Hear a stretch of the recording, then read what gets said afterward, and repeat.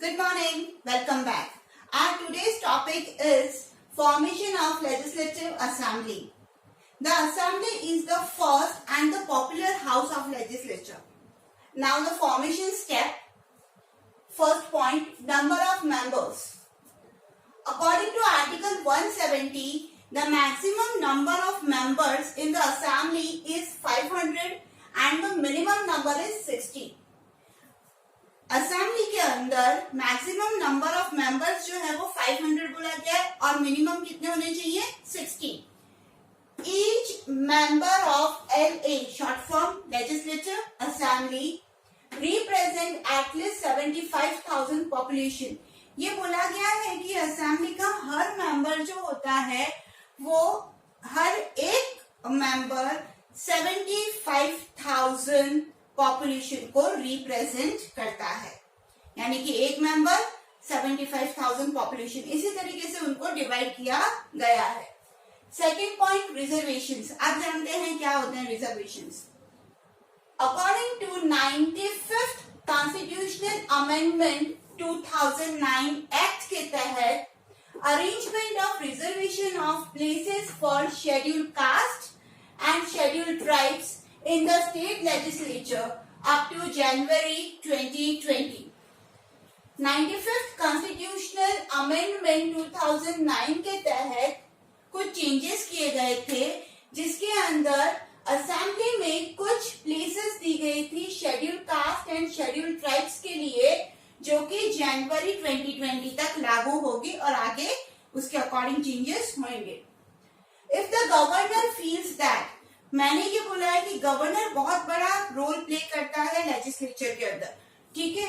तो अगर गवर्नर को लगता है that the Anglo Indian community has not got proper presentation in legislative assembly, then he can nominate a member of that community in the assembly.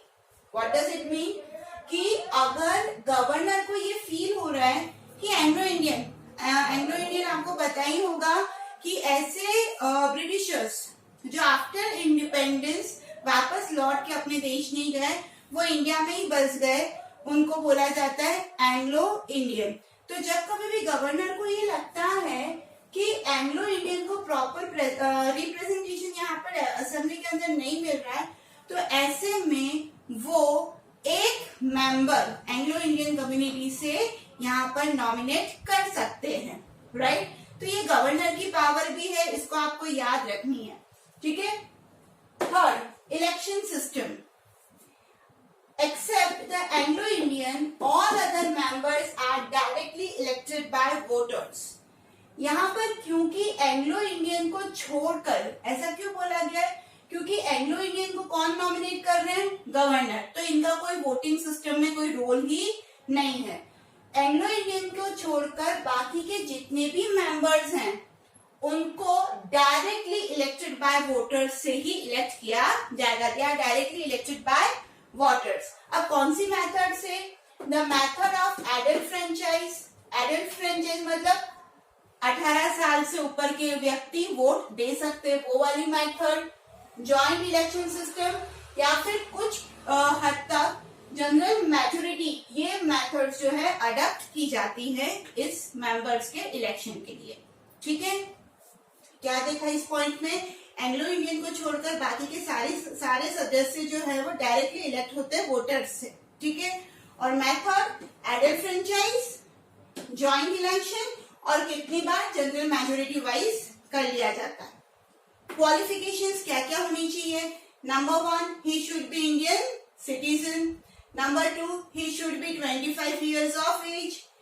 Third, he should not hold any post of profit under Indian government or state government. इसका मतलब कि वो कोई भी post पर नहीं होना चाहिए जो कि इंडियन गवर्नमेंट ने या फिर स्टेट गवर्नमेंट ने प्रोवाइड की है, ओके.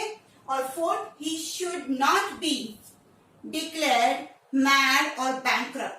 वो पागल या फिर दिवालिया घोषित नहीं होना चाहिए. और यूं बोला जाए तो लेजिस्लेचर ने जो नियम बना रखे हैं उसमें ये 4 टॉप पे आते हैं, तो ये क्वालिफिकेशन उनमें होनी ही चाहिए, ठीक है. End of membership. किस समय जब मेंबरशिप मिल भी जाती है बट वापस मेंबरशिप खतरे में आ सकती है या खत्म हो जाती है, उसके भी कुछ कैटेगरीज है। Number 1, no person can remain a member of both the state legislature and parliament together. कोई भी व्यक्ति अगर पार्लियामेंट का भी मेंबर है, ठीक है, और वो अगर स्टेट लेजिस्लेचर का मेंबर बन रहा है, तो ऐसे में उसको एक हाउस की मेंबरशिप को क्या करना पड़ेगा, छोड़ना पड़ेगा। अगर वो ऐसे नहीं करते हैं तो यहाँ पर उनकी मेंबरशिप क्या हो जाएगी, खत्म हो जाएगी। क्लियर? पार्लियामेंट और स्टेट लेजिस्लेचर दोनों के ही वो मेंबर नहीं होने चाहिए, किसी न किसी एक के ही मेंबर उनको बनना पड़ेगा। Number 2, if any member is absent for 60 consecutive days without the order of the house, अगर कोई व्यक्ति 60 दिनों तक छुट्टियों पे चला जाता है या एब्सेंट रहता है, वो भी without the order of the house, तो ऐसे में उनकी मेंबरशिप खत्म हो जाती है। Clear? Third, he has no prescribed qualification for membership. मान लीजिए कि मिस्टर एक्स ने मेंबरशिप ले ली, ठीक है, उनको मेंबरशिप मिल गई असेंबली की। अब धीरे धीरे ये पता चला कि अरे यार, इनके पास तो प्रिस्क्राइब जो क्वालिफिकेशन होनी चाहिए वो तो है ही नहीं। तो जब ये क्लियर हो जाता है तो ऐसे में भी उन मिस्टर एक्स की मेंबरशिप पूरी तरीके से खत्म कर दी जाएगी। क्लियर? समझ में आ गया होगा। 6th point, tenure.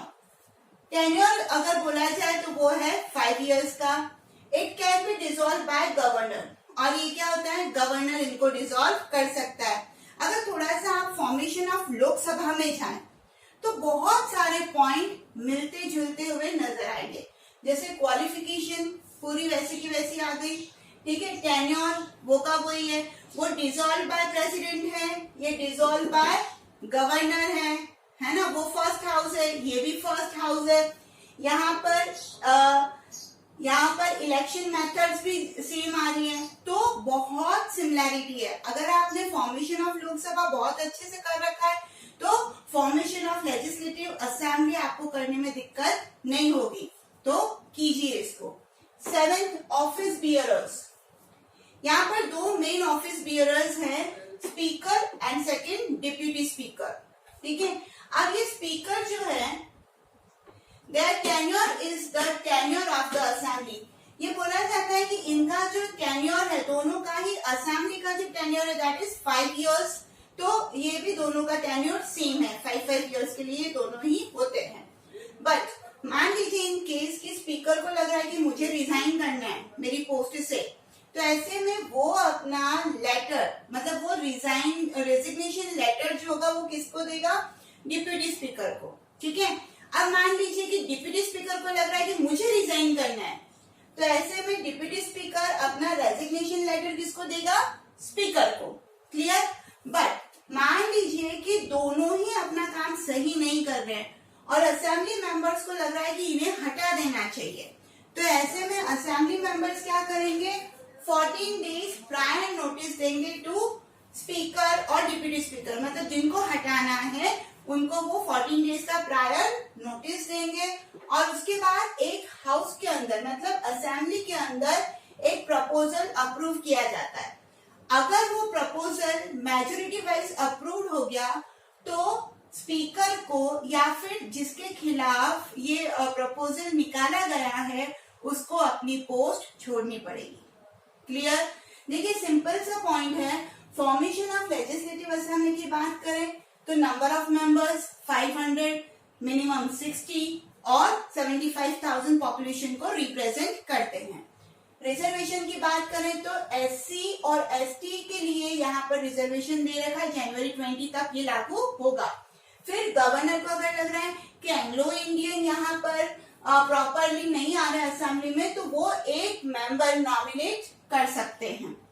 फिर इलेक्शन सिस्टम की बात करें तो एंग्लो इंडियन को छोड़ के बाकी जितने भी मेंबर्स हैं वो वोटिंग सिस्टम के थ्रू मेंबर बनते हैं, जैसे कि adult franchise, joint election system और कितनी बार general majority.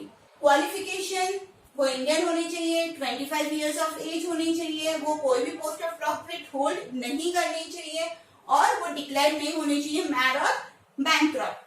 End of membership की बात करें तो वो दोनों ही हाउसेस के, या फिर मैं बोल सकती हूँ स्टेट लेजिस्लेचर और पार्लियामेंट के मेंबर एक साथ नहीं बन सकते, उनको एक को रिजाइन करना पड़ेगा।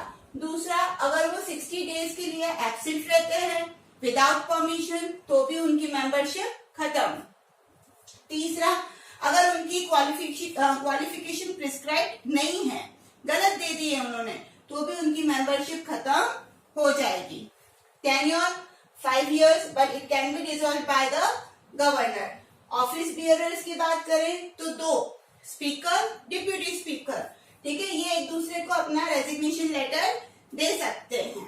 साथ ही साथ में उनका टेन्योर असेंबली के टेन्योर जितना ही होता है, और अगर लगता है असेंबली के मेंबर्स को कि इनको हमें निकालना है तो वो 14 डेज का प्रायर नोटिस देंगे, ठीक है, और अगर प्रपोजल मेजोरिटी वाइज एक्सेप्ट कर लिया जाता है तो इनको अपनी पोस्ट को छोड़नी पड़ेगी। आई होप वीडियो समझ में आ गया होगा। Thank you.